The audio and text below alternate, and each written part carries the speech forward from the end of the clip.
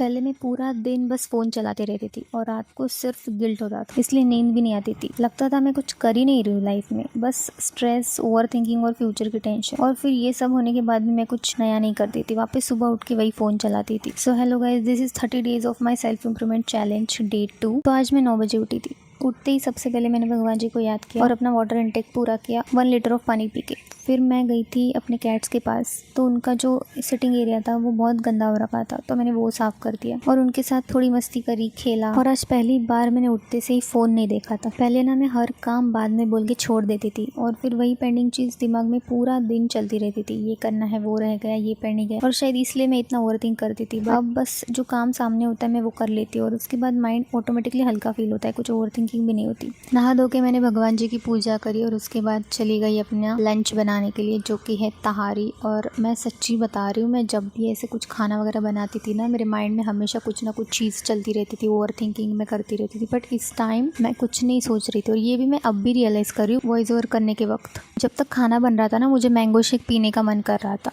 तो मैंने वो फटाक से बना लिया। और मैं पहली बार बता रही हूँ, ये सारी चीज़ें ना आपके लिए बहुत ज़्यादा नॉर्मल होगी, बट मैं ऐसा पहली बार कर रही हूँ। लाइक मुझे अगर कोई चीज़ चाहिए है तो मैं वो तुरंत कर रही हूँ। पहले मैं ऐसे नहीं करती थी, पहले मैं बोलती थी छोड़ो यार, हटाओ, कौन बनाएगा, फिर इतनी मेहनत लगेगी। अब लगता है अपने लिए एफर्ट करना भी सेल्फ केयर होता है। लंच के बाद थोड़ी एडिटिंग की और शाम के वक्त हम चले गए थे वॉक पे, और इतना अच्छा सनसेट हो रहा था ना भाई साहब, देख के मन खुश हो गया और बहुत टाइम बाद जेन्युइनली अच्छा फील हो रहा था मुझे। फिर घर आके मुझे बहुत गर्मी लग रही थी, तो मैंने शावर ले लिया। और ऑनेस्टली जब भी तुम्हें बहुत आलस आ रहा हो ना, कुछ करने का मन ना कर रहा हो, just go and take a shower. Trust me, आधा आलस वही गायब हो जाता है, इंस्टेंटली फ्रेश एनर्जेटिक फील होता है। ये ट्राई करके देखना, ये बहुत छोटी छोटी चीज़ें होती है यार, हम इन पे ध्यान ही नहीं देते।